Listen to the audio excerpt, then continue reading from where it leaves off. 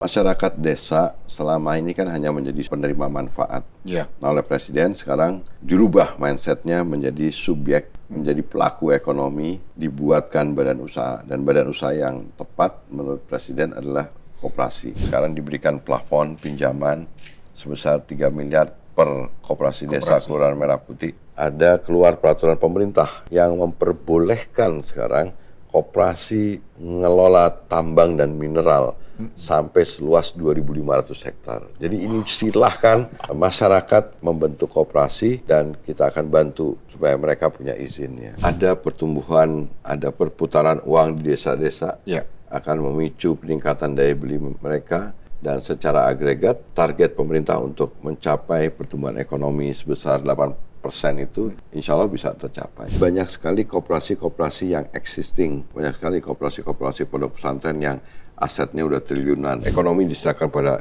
pasar bebas gitu. Menurut saya justru disitulah yang untung hanya korporasi. Hanya segelintir orang juga. Kalau dulu ada anekdot tua untung duluan, menurut saya itu juga menurut saya itu jangan-jangan gembar-gemborkan oleh pihak-pihak yang tidak senang koperasi eksis.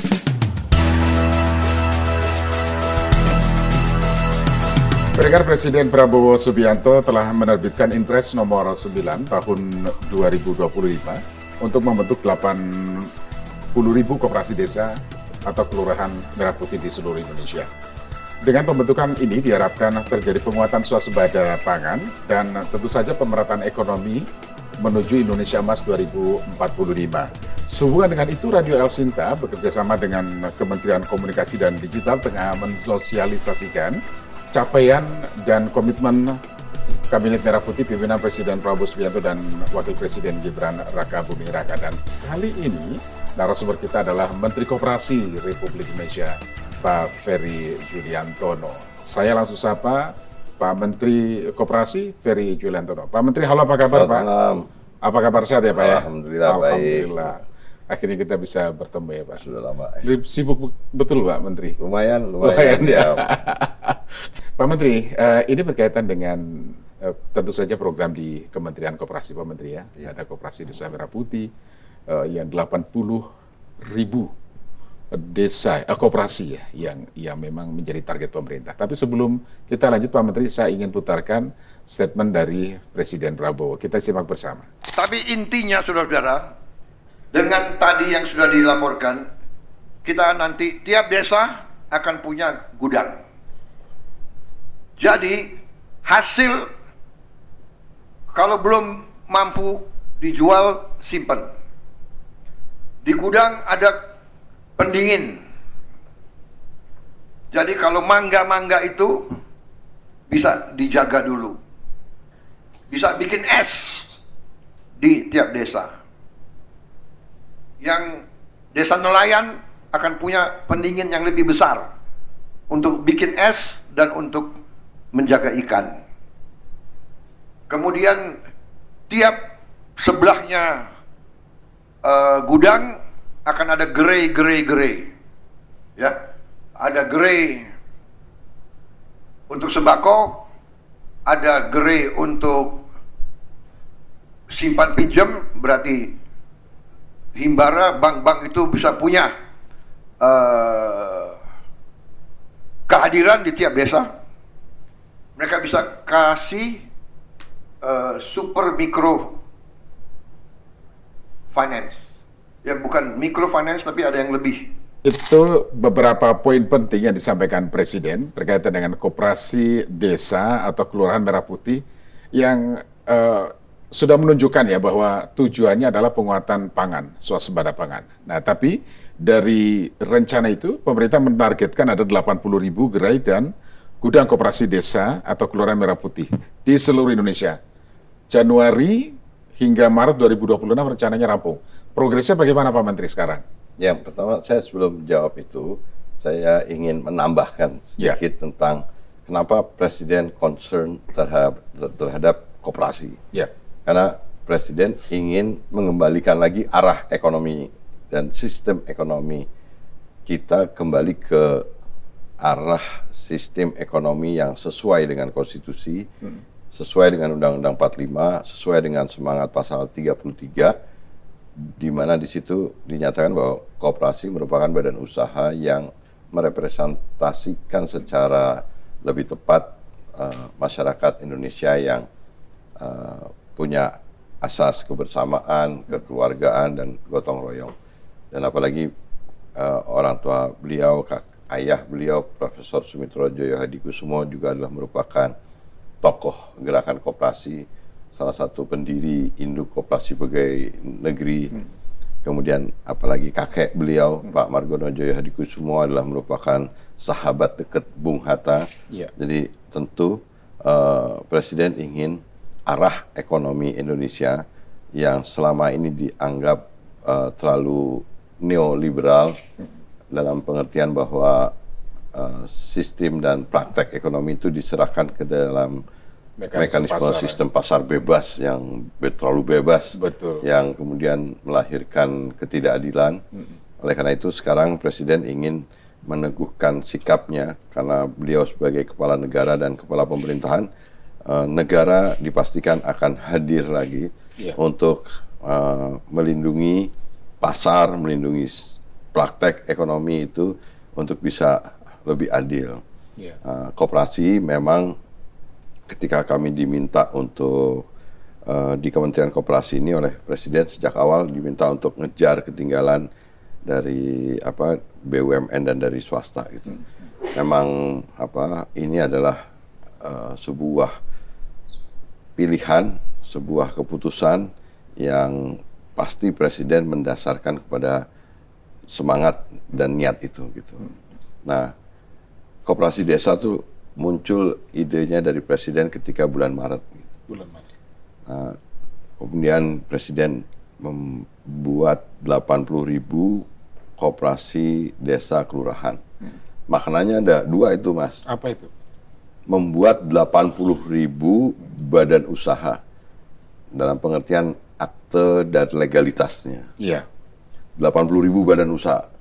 Dan yang kedua maknanya adalah di 80.000 desa dan kelurahan. Itu jadi dengan saya menerjemahkan keinginan Pak Presiden itu adalah masyarakat desa selama ini kan hanya menjadi objek, kemudian menjadi hanya penerima manfaat. Nah, oleh Presiden sekarang dirubah mindsetnya menjadi subjek, menjadi pelaku ekonomi, dan oleh karena itu sekarang dibukakan akses, dibuatkan badan usaha, dan badan usaha yang tepat menurut Presiden adalah koperasi.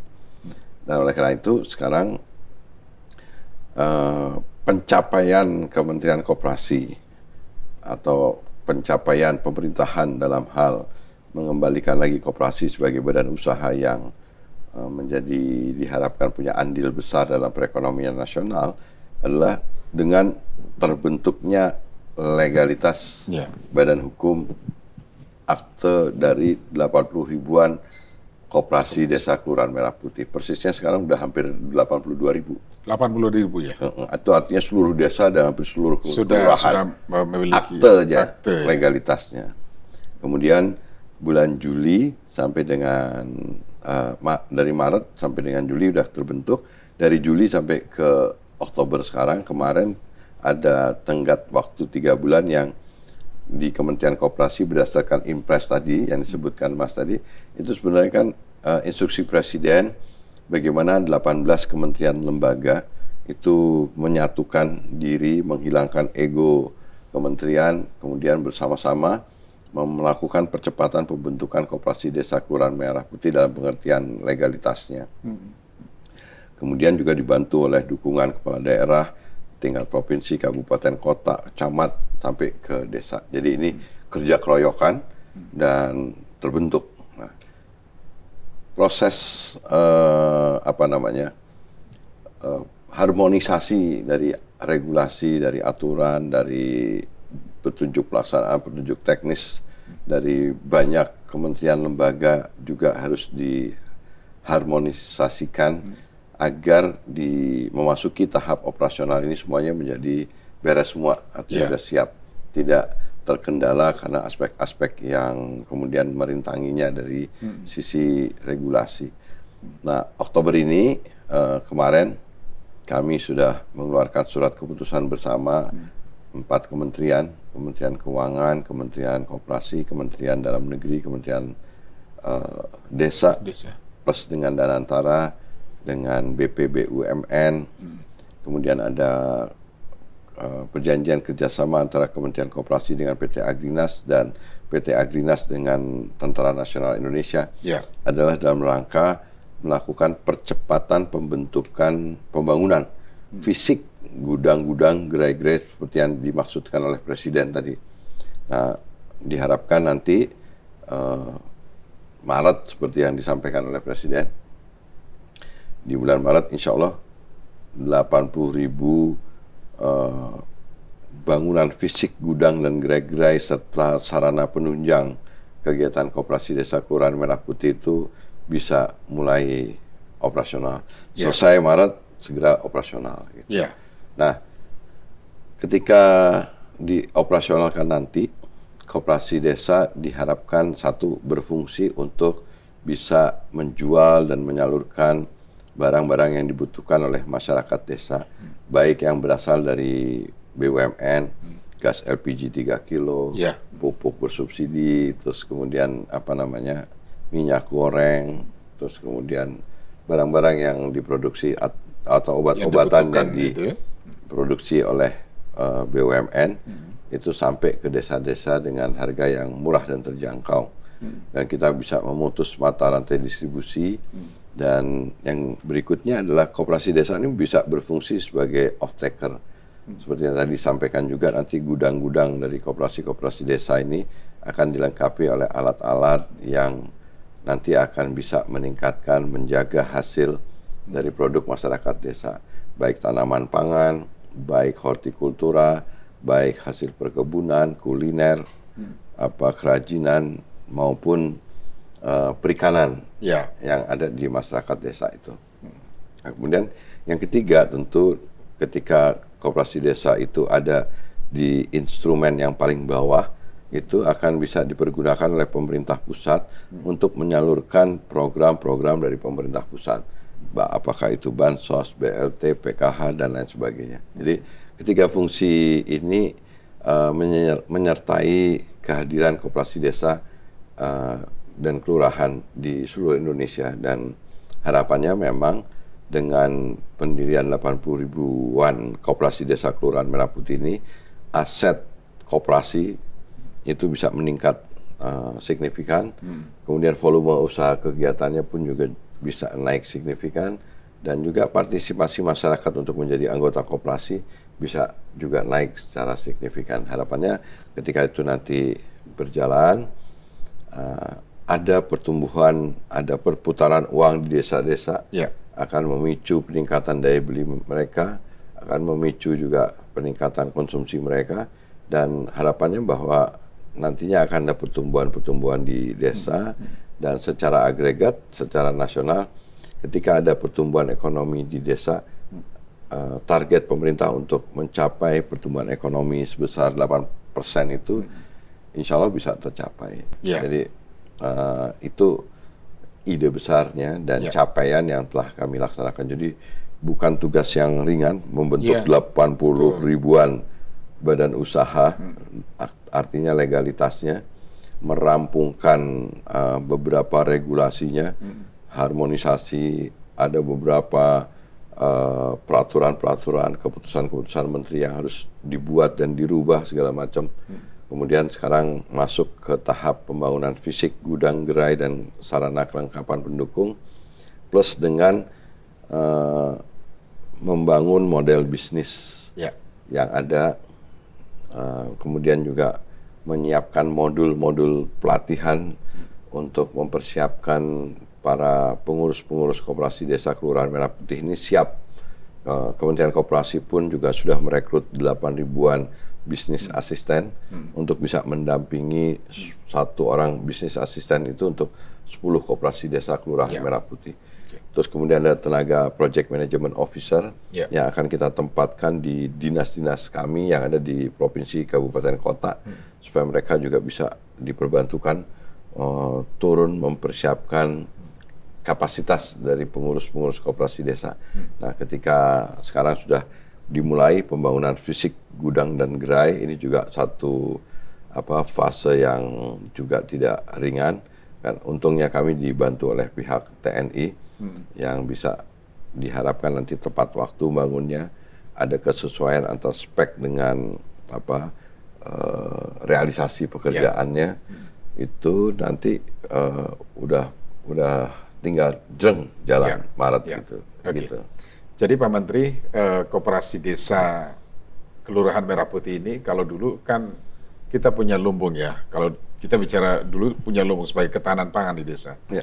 Dan sekarang dalam bentuk modern sekarang model koperasi seperti ini, yang tadi Presiden justru bertekad akan memodernisasi ya supaya bahan pangan atau apapun yang dimiliki itu bisa bertahan lama. Pada masa paceklik kita nggak kekurangan pangan karena kita punya cold storage yang bisa menampung. Jadi gitu lebih ya, spesifiknya kan kalau tanaman pangan itu nanti koperasi desa juga gudang-gudangnya dilengkapi dengan dryer pengering supaya kadar airnya pecahan dan menir yang dihasilkan itu bisa sesuai dengan kualitas yang ditetapkan oleh standarnya Bulog yang sekarang harga gabahnya sudah ditetapkan oleh pemerintah Rp6.500. Ya. Karena kalau lihat sekarang kan masih banyak kelemahan tentang pengeringan. Pengeringannya ya masih manual. Iya, kemudian kalau masyarakat desa itu mereka juga penghasil sayuran atau buah-buahan, itu gudang-gudang koperasi desa kelurahan itu nanti akan dilengkapi dengan yang namanya alat pengatur suhu atau kontrol atmosfer storage. Jadi dia nggak terlalu dingin. Jadi dia hanya memerlukan suhu tertentu untuk mempertahankan supaya daya tahan buah-buahan atau sayuran dan supaya harganya juga nggak jatuh.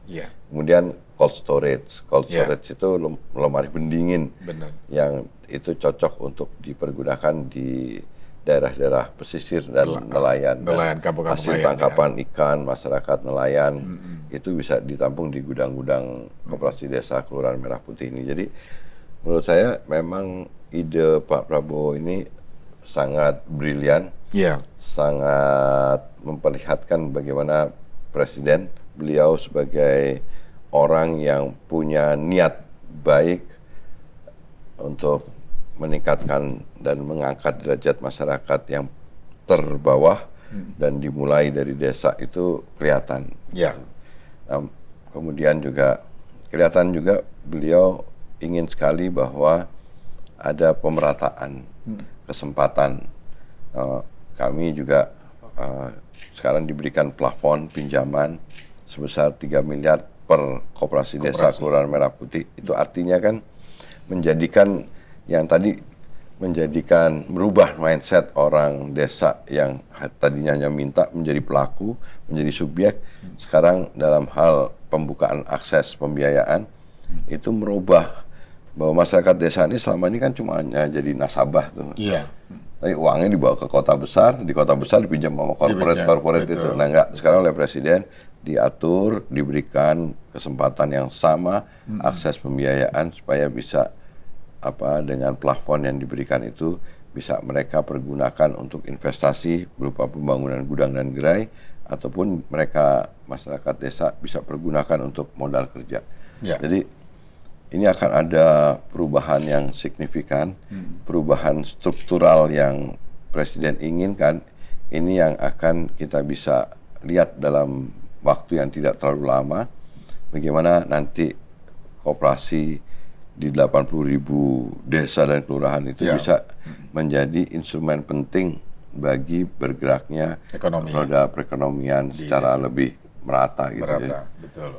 Bagaimana memastikan agar koperasi desa nanti apapun produknya itu bukan hanya kuantitas yang kita miliki sudah tersebar merata, tapi juga kualitas, karena ini berkaitan dengan tingkat keberhasilan ya Pak Menteri ya dari koperasi itu sendiri. Ya kalau lihat kan gini, pelatihannya kita persiapkan, kemudian kita bimbing, diasistensikan oleh bisnis asisten, kemudian dinas-dinas kita pun yang ada di Kementerian Koperasi pun juga sudah dirubah mindsetnya supaya bisa bisnis. Jadi karena koperasi desa ini kan biar bagaimanapun adalah merupakan entitas bisnis yang tolak ukurnya itu adalah pertama harus untung dan yang kedua seberapa besar manfaatnya buat masyarakat gitu. Nah, karena itu sebenarnya koperasi harus juga dibarengi dengan ketika nanti operasional itu harus dibarengi dengan langkah-langkah mitigasi resiko, kemudian langkah-langkah pengawasan, kemudian tata kelola manajemen yang tadi saya sampaikan hanya sebatas baru pengawas, pengurus, tapi ke depan nanti dalam operasionalisasinya kan diperlukan manajemen, manajer-manajer, pengelola gitu yang nanti juga akan membuat koperasi ini berjalan menjadi lebih baik dan mengurangi tingkat risiko yang ada. Tapi di luar itu pun juga Koperasi Desa Kelurahan Merah Putih ini dalam sisi penciptaan lapangan pekerjaan luar biasa juga, Mas. Sekarang minimal di koperasi, setiap koperasi itu ada 3 sampai 5. 3 pengawas, 5 pengurus. Jadi ada 8. Jadi kalau 80.000 kali 8 itu berarti kan 640.000 orang terlibat. Belum lagi nanti kalau setiap unit kegiatan, misalkan tadi disampaikan ada gerai toko, ada apotek desa, ada klinik desa, ada gudang, ada kendaraan, ada simpen pinjam atau perkreditan, itu aja udah ada 6 unit kegiatan yang dikelola oleh koperasi desa yang jika sekiranya setiap unit kegiatan itu nanti akan ada manajer pergudangannya, manajer retailnya, manajer logistiknya, manajer perkreditannya, manajer macam-macam. Jadi dibangun dengan profesional ya. Harus profesional karena kami pun di Kementerian Koperasi ini juga dalam rangka untuk mendukung keberhasilan dari keinginan Presiden untuk membentuk 80.000 koperasi desa Kelurahan Merah Putih ini adalah Kementerian Koperasi harus siap gitu. Ada 2 kedeputian baru, kedeputian digitalisasi dan juga kedeputian pengembangan bisnis. Jadi digitalisasi, pengembangan bisnis itu 2 tombak kembar yang sekarang menjadi cara bagaimana Kementerian Koperasi bersama dengan gerakan koperasi yang lain-lain yang sudah existing ada ini mempercepat proses operasionalisasi koperasi desa Kelurahan Merah Putih ini sesuai dengan apa yang kita harapkan, sesuai dengan standar yang kita tetapkan dan kemudian sesuai hasilnya seperti yang kita rencanakan. Jadi ini memang harus dikelola, tapi setiap kegiatan usaha, setiap badan usaha pasti akan ada trial error-nya. Perusahaan korporasi pun pasti juga akan ada katakanlah begitu. Naik turun untung rugi. Tetapi sepanjang kita membuat sistem prosedur yang betul, kemudian kita bisa bangun kultur yang baik, menurut saya dan apalagi ditambah pengawasan yang baik, saya rasa koperasi akan bisa melangkah dengan lebih ringan dan lebih terbimbing oleh ilmu pengetahuan dan menjadi keren nanti. Gitu. Betul. Kuncinya adalah di SDM, profesionalisme dan lain sebagainya, Pak Menteri ya. Kami akan putarkan pertanyaan atau harapan dari masyarakat terkait dengan koperasi desa atau Kelurahan Merah Putih. Pertanyaan dari Pak Syafruddin di Gorontalo. Silakan Pak Syafruddin. Perkenalkan, saya ingin bertanya kepada Bapak Menteri Koperasi. Silakan. Bagaimana Anda menilai peran koperasi dalam menguatkan ekonomi rakyat Indonesia dalam 1 tahun pemerintahan Presiden Prabowo dan Wapres Gibran? Yang kedua, apa strategi yang telah dilakukan oleh Kementerian Koperasi dan UMKM atau UKM untuk meningkatkan kesejahteraan anggota koperasi di Indonesia? 3. Bagaimana koperasi dan UKM berencana untuk meningkatkan kesadaran dan partisipasi masyarakat dalam mengembangkan koperasi dan ekonomi kerakyatan. Ya, terima kasih Pak Syafruddin di Gorontalo. Langsung ditanggapi saja Pak Menteri. Ya Mas Wiryo, karena di luar Koperasi Desa Kelurahan Merah Putih, tugas Kementerian Koperasi ini kan juga yang pertama tentu adalah melakukan rebranding, karena memang sudah kurang banyak yang mengenal tentang koperasi, khususnya di kalangan generasi muda dan milenial. Proses rebranding ini kita lakukan terus-menerus, bukan sesuatu yang mudah juga, tapi alhamdulillah sekarang sudah makin banyak orang yang melek lagi tentang koperasi. Yang kedua tentang tata kelola. Tata kelola ini adalah di internal Kementerian Koperasi, tadi ada kebaruan yang kami lakukan, kemudian kita juga merubah undang-undang perkoperasian. Karena undang-undang perkoperasian yang sekarang yang masih berlaku ini adalah Undang-Undang Nomor 25 Tahun 92. Bayangin udah kadaluarsa, itu sudah sangat tidak bisa menjawab relevansinya antara keberadaan koperasi dengan zamannya. Jadi oleh karena itu kita rubah, dalam waktu dekat akan berubah juga. Kita akan memiliki undang-undang perkoperasian yang baru, yang lebih relevan dan bisa dijadikan rujukan bagi kementerian dan gerakan koperasi. Yang terakhir tentu digitalisasi. Digitalisasi ini penting karena memang aspek penggunaan teknologi bagi kegiatan pengembangan usaha, bagi pengembangan pengawasan dan lain sebagainya ini menjadi penting. Tetapi yang membedakan Kementerian Koperasi sekarang adalah dibandingkan yang lama, koperasi lebih banyak ditekankan aspek kelembagaannya. Jadi tugas Kementerian Koperasi, tugas para pengurus koperasi adalah melihat RAT-nya, rapat anggota tahunannya. Padahal kan sebenarnya yang justru harus dikembangkan, kalau koperasi adalah merupakan entitas usaha, itu ya harus digenjot bisnisnya gitu. Jadi yang dikembangkan di aspek bisnisnya, yang harus dikembangkan adalah aspek usahanya.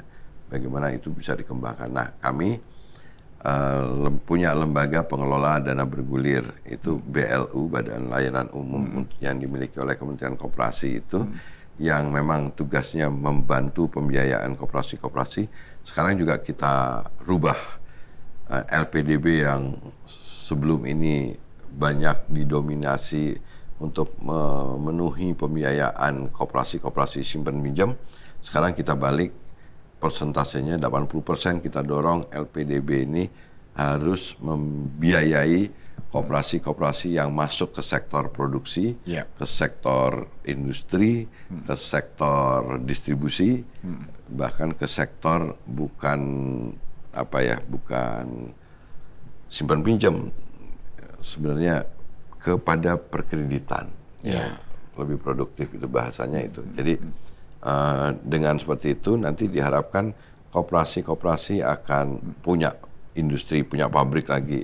Koperasi punya masuk ke distribusi, bisa punya gudang-gudang yang akan bisa menjadi distribution channel. Bisa masuk ke industri. Sekarang kita dorong koperasi punya industri pengolahan susu, punya industri CPO, punya industri pengolahan rumput laut, punya industri pengolahan hasil produk masyarakat desa, macam-macam. Jadi ke depan itu seluruh kebutuhan masyarakat itu koperasilah nanti yang memenuhi kebutuhan itu. Jadi saya rasa gitu. Masyarakat itu lebih produktif nanti. Kan ketika koperasinya tata kelola yang sudah baik, kemudian koperasi itu apalagi nanti akan masuk ke sektor-sektor yang selama ini nggak boleh. Jadi ada 22 regulasi yang saya tangkap Mas Wiryo, yang kemarin sangat membatasi ruang gerak dari koperasi. Koperasi nggak boleh bikin rumah sakit, koperasi nggak boleh bikin bank, koperasi nggak boleh ikut bisnis perjalanan umroh dan haji dan lain sebagainya. Apalagi tambang itu ya. Itu kita tabrak, kita dobrak, kita jadi buka supaya koperasi memungkinkan masuk ke sektor-sektor yang selama ini dianggap tidak mungkin koperasi masuk. Saya bilang nggak bisa, ini harus dirubah. Koperasi harus diberikan kesempatan dan hak yang sama dengan BUMN dan badan usaha swasta. Tapi Pak Menteri, supaya sukses kan harus harus apa? Orang-orang yang kompeten, SDM yang berkualitas. Nah, ini apa nggak ada masalah nantinya, Pak? Saya rasa gini kan, soal kompeten atau enggak, kan. Banyak pengusaha yang sukses, berhasil, pun dulunya juga merupakan orang yang nggak kompeten juga sebenarnya. Bisnis itu kan Dia antara berangkat dari bakat dan juga kesempatan. Banyak orang yang sebenarnya berbakat tapi tidak Nggak ada memiliki kesempatan. kesempatan. Nah, rakyat sekarang di daerah-daerah ada keluar peraturan pemerintah yang minggu lalu baru saja keluar yang memperbolehkan sekarang koperasi ngelola tambang dan mineral sampai seluas 2.500 hektar. Jadi ini silahkan, ini juga salah satu prestasi dari pemerintah Pak Prabowo Subianto. Mungkin ini juga perjuangan kami di Kementerian Koperasi sehingga masyarakat di sekitar tambang dan mineral bisa membentuk koperasi dan kita akan bantu supaya mereka punya izinnya. Nah, ketika itu ada kesempatan, memang nanti perlu ada dukungan dari manajemen, dukungan teknologi, dukungan pembiayaan dan lain sebagainya. Tapi yang terpenting ini soal haknya bahwa masyarakat melalui koperasi bisa punya izin tambang mineral. Koperasi boleh mengelola sumur-sumur minyak rakyat. Jadi sekarang sekiranya di masyarakat, di daerahnya, segeralah bentuk koperasi-koperasi yang bisa mengelola sumur-sumur minyak rakyat, tambang-tambang mineral, kebun-kebun sawit. Saya akan bantu. Nah, ketika koperasi kembali masuk ke sektor industri, masuk ke sektor distribusi misalkan sekarang, koperasi bisa kok memproduksi rokok sendiri, bisa memproduksi air mineral sendiri, koperasi bisa memproduksi apapun yang bisa didistribusikan ke koperasi-koperasi juga. Betul, antar koperasi tadi ya berarti. Iya, koperasi, gabungan koperasi batik sekarang saya selamatkan pabrik tekstilnya, mereka sekarang bisa bangun lagi pabrik tekstilnya. Bisa kok, di luar negeri pun juga sebenarnya. Apalagi tadi ya digitalisasi tadi itu semakin memudahkan mereka untuk harusnya gitu. Jadi kita punya LPDB yang meskipun itu sumber keuangannya adalah APBN, tapi kita sekarang dorong di manajemen yang baru di LPDB ini supaya mereka bisa bertindak dan berfungsi layaknya sebagai banknya koperasi. Betul. Kemudian kita juga punya Institut Koperasi Indonesia IKOPIN yang sekarang statusnya udah naik menjadi Universitas Koperasi yang ada di Jatinangor, Sumedang. Mudah-mudahan nanti bisa itu di bawah kerjasama. Koperasi ya Pak ya? Sekarang belum, masih milik yayasan, tapi kami sedang mendorong untuk bisa dikerjasamakan dengan Kementerian Koperasi. Nanti akan kita jadikan IKOPIN ini menjadi layanan pendidikan dari Kementerian Koperasi yang akan mencetak tenaga-tenaga ahli, SDM yang ahli di bidang perkoperasian. Dengan kita akan bukakan prodi-prodi, program studi yang relevan. Digital business, segala macam. Nah, ini akan jadi bagus. Di luar itu juga banyak sekali koperasi-koperasi yang existing yang sekarang kita akan dorong dan kita kembangkan untuk menjadi semacam holding lah. Ada koperasi-koperasi pondok-pondok pesantren yang luar biasa. Belum lama banyak ini kan sekali. MOU dengan Kementerian Agama ya Pak Menteri ya? Iya, tapi juga ada koperasi-koperasi pondok pesantren. Contoh banyak sekali koperasi-koperasi pondok pesantren yang asetnya udah triliunan, perputarannya udah triliunan dan segala macam. Ada koperasi, ada induk koperasi unit desa yang masih memiliki aset gudang-gudang dan lain sebagainya yang masih bisa direvitalisasi. Ada gabungan koperasi batik, gabungan koperasi susu yang kita sekarang lagi kita genjot lagi mereka untuk dikembangkan. Nah, ada Dewan Koperasi Indonesia yang kemarin dengan segala hormat ada perpecahan. Alhamdulillah sekarang sudah berhasil kami satukan. Dan nanti gerakan koperasi melalui Dekopin, karena itu adalah wadah tunggal dari gerakan koperasi di Indonesia, bersama dengan IKOPIN yang akan kita dorong menjadi universitasnya koperasi, Lembaga pendidikan. plus dengan LPDB yang akan kita proyeksikan menjadi banknya koperasi, plus dengan Kementerian Koperasi yang sekarang menyesuaikan diri dengan digitalisasi dan business development. Rasanya saya merasa yakin, apalagi ditambah dengan program besar dari Presiden Prabowo Subianto tentang koperasi desa Kelurahan Merah Putih. Kalau 80.000 koperasi ini bisa terbentuk, terbangun fisik bangunan operasionalnya dan dikelola, dioperasionalkan, saya rasa ini akan menjadi sebuah ekosistem ekonomi baru yang akan merubah arah ekonomi Indonesia gitu. Ya, rasanya itu akan sangat relevan ya Pak Menteri dengan Harus, sebab kalau Gitu tidak kan kita meninggalkan apa yang sebenarnya dulu dicita-citakan oleh para pendiri Republik. Betul. Bung Hatta, Pak Margono Djoyohadikusumo dan tokoh-tokoh yang sebenarnya menginginkan bahwa koperasi ini adalah bukan sekedar menjadi badan usaha yang punya andil besar, tapi koperasi ini juga memiliki dimensi sosial. Dia menjadi instrumen dari konsolidasinya masyarakat, menjadi alat perjuangannya orang kecil, menjadi alat perjuangannya mereka yang terpencar, sekarang menjadi satu kekuatan. Dan kita akan bangun tuh outletnya koperasi desa yang ada di bawah itu, bisa dibilang itu akan menjadi semacam outletnya. Nanti akan ada koperasi sekunder yang akan berfungsi sebagai hub atau agregatornya.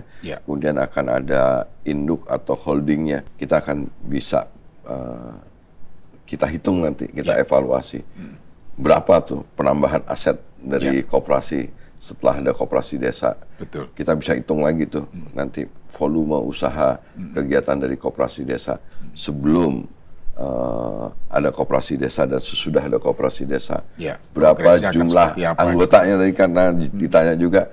Karena ketika koperasi desa nanti operasional, koperasi desa seperti yang tadi sampaikan Presiden bisa menjadi agen dari BRI, bisa jadi agen BRI Link, agen dari BRI, BNI, Bank BSI, BTN atau apapun yang bisa menjadi insentif bagi masyarakat desa untuk menjadi anggota koperasi.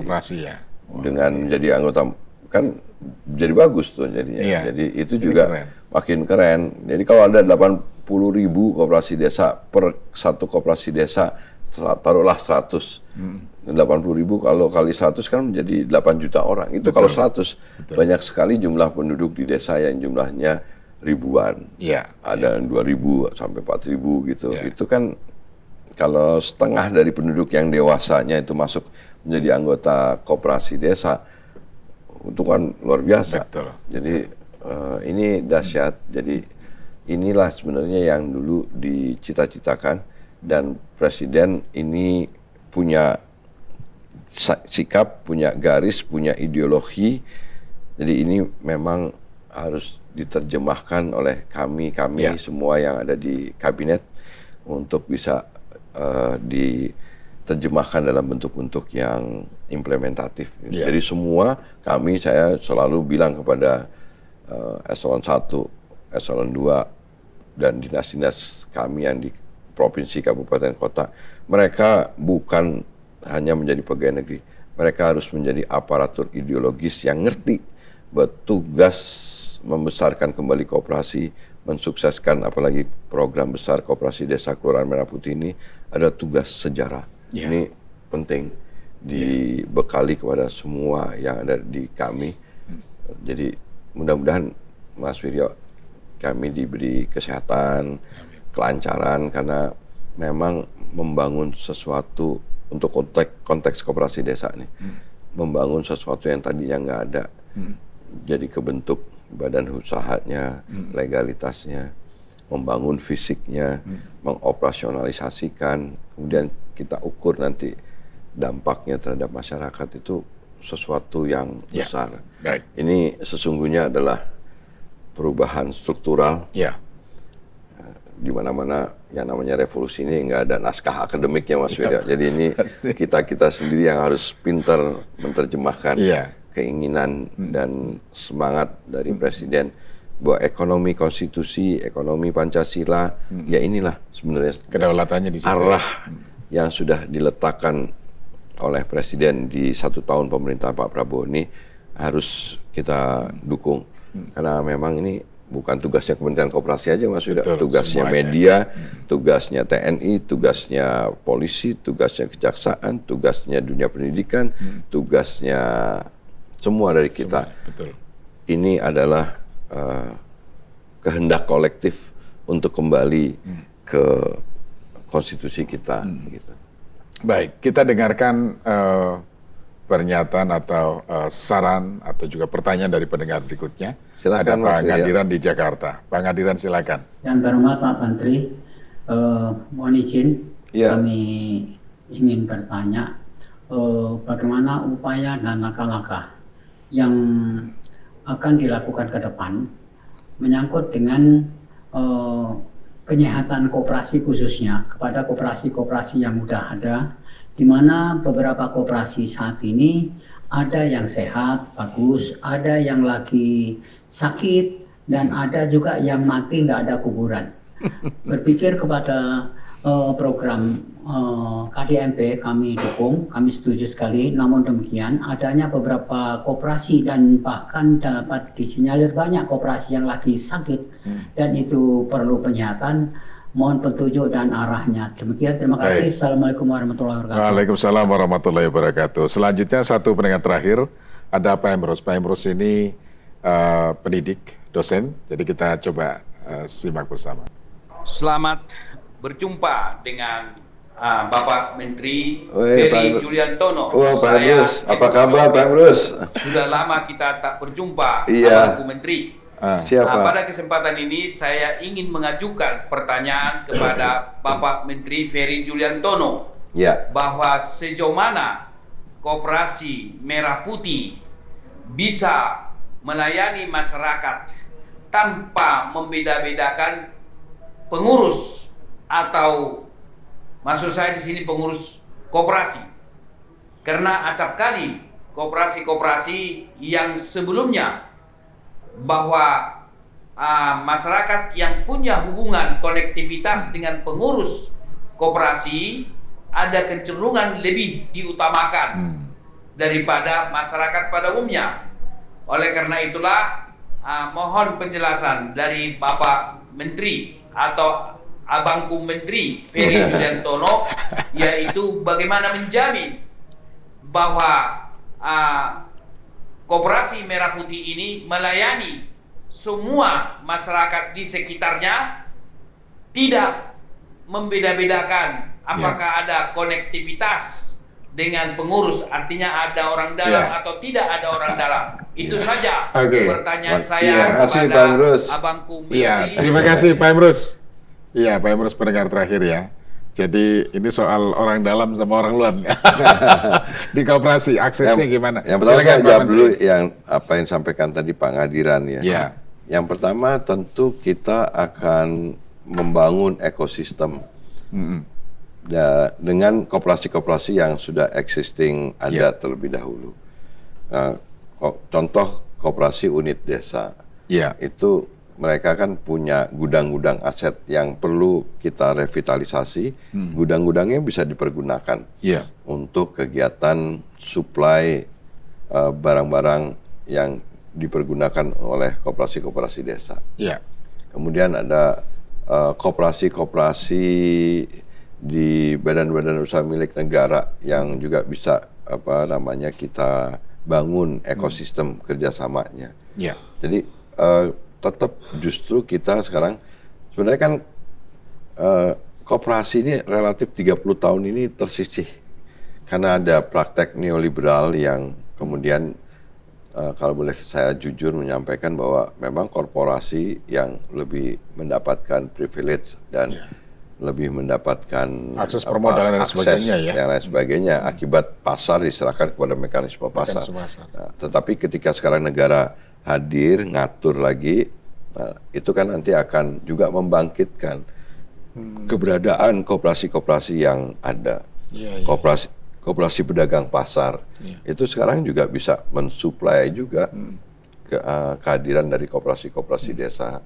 Kita juga bisa program makan bergizi gratis. Itu kan koperasi bisa dong, punya kan? SPPG Bahkan juga nanti. kemarin Kepala Badan Gizi Nasional sudah meminta kesediaan koperasi desa untuk menjadi supplier dari dapur atau SPPG yang ada, karena semakin bertambah jumlah pelayanan dari SPPG atau dapur ini kan membutuhkan juga supply yang lebih besar. Sekarang ada kebutuhan jumlah telur, kebutuhan susu yang lebih banyak, yang makin lama membutuhkan kehadiran koperasi desa untuk bisa mensuplai penopang utama kebutuhan MBG tadi ya Pak. Iya, gitu. Dan koperasi desa juga bisa ikut membantu program yang ada di kemandirian pangan yang sekarang digenjot produksinya dengan pembukaan lahan baru, pencetakan sawah, dan lain sebagainya. Koperasi desa kelurahan itu nanti akan bisa menjadi off-taker di pasca panennya, di penyerapannya. Nah, oleh karena itu, menurut saya kehadiran koperasi akan menjadi sangat penting untuk memainkan peran untuk membangun akselerator, integrator, dan bahkan juga menjadi agregator dari ekosistem yang terbangun. Jadi itu akan kita revitalisasi. Tapi bagi koperasi yang memang sudah mungkin sehat gitu ya, yang udah sehat, kita terus akan kembangkan, akan kita kerjasamakan. Tapi bagi koperasi yang kurang sehat, nanti bisa kita dorong juga upaya untuk kita merger, untuk memperkuat satu sama lain. Ini kan juga upaya yang belum pernah kita lakukan juga. Nah, kemudian yang Pak Emrus tadi, ada perbedaan. Koperasi itu kan perkumpulan orang. Kemarin ada keinginan malah koperasi bisa didirikan oleh 3 orang bahkan, tapi kemudian diralat lagi, direvisi lagi. Koperasi didirikan 20 orang itu dulu karena koperasi adalah organisasi usaha yang representasinya adalah orang, bukan pemilik saham, bukan pemilik modal. Perbedaan antara korporasi itu adalah perkumpulan modal. Koperasi adalah perkumpulan orang. Nah, ketika koperasi yang merupakan perkumpulan orang itu one man one food, haknya sama. Haknya sama antara pengurus dan anggota. Nah, ketika ada keuntungan dibagikan kepada anggota, ada pertanggungjawaban melalui rapat anggota tahunan, rapat yang diselenggarakan, itu ada pengawasan. Jadi koperasi desa Kelurahan Merah Putih ini tidak dimiliki oleh kepala desa. Kepala desa kita justru minimalisir, elite capture-nya itu justru kita tempatkan sebagai kepala desa. Kepala desa tetap punya kewajiban untuk menjaga supaya koperasi desanya ini sukses dan berhasil. Tetapi koperasinya, pengurusnya dimiliki oleh seluruh unsur-unsur yang terbaik yang ada di masyarakat desa itu. Anggotanya boleh sebanyak-banyaknya orang desa itu. Jadi menurut saya justru koperasi adalah tempat di mana tidak mengenal latar belakang. Siapapun boleh menjadi anggota koperasi.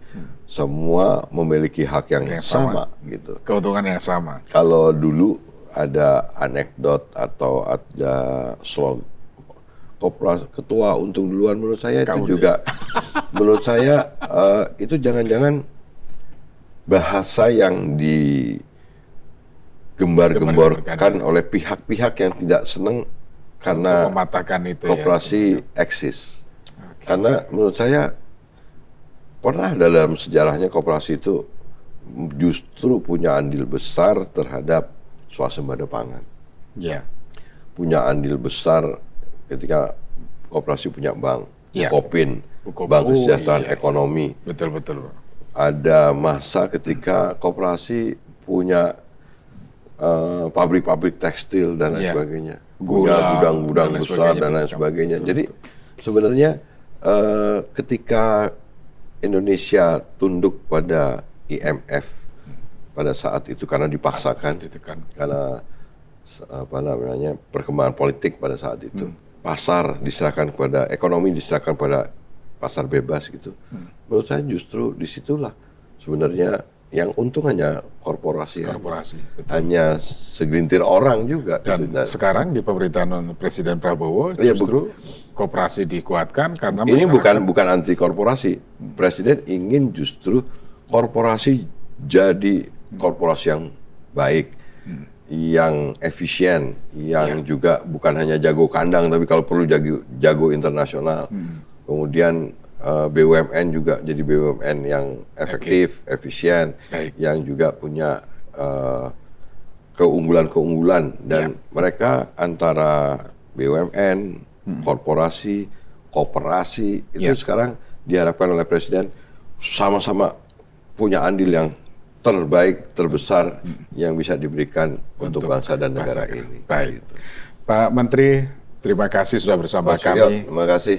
Mudah-mudahan Koperasi Desa Merah Putih betul-betul bisa rebound untuk suksesnya program Presiden, utamanya juga soal swasembada pangan, penguatan swasembada pangan, Swasembada dan energi juga. swasembada energi, dan tentunya banyak lagi gagasan melalui Koperasi Desa di Kelurahan Merah Putih. Sekali Ya. lagi selamat, kita Sama-sama, akan Mas support Suryo. selalu Pak Menteri agar Mohon berhasil. doa, dukungannya lancar, dan kemudian berkah dan bermanfaat sebesar-besarnya untuk masyarakat. Terima Amin. kasih. Terima kasih. Mas Suryo, sekali lagi. Terima Baik. kasih. Pendengar dan netizen, demikian tadi wawancara kami 1 tahun pemerintahan Presiden Prabowo dan Wakil Presiden Gibran Raka Buming Raka bersama Menteri Koperasi Republik Indonesia Ferry Juliantono. Saya Suryo, sampai jumpa pada kesempatan yang lain.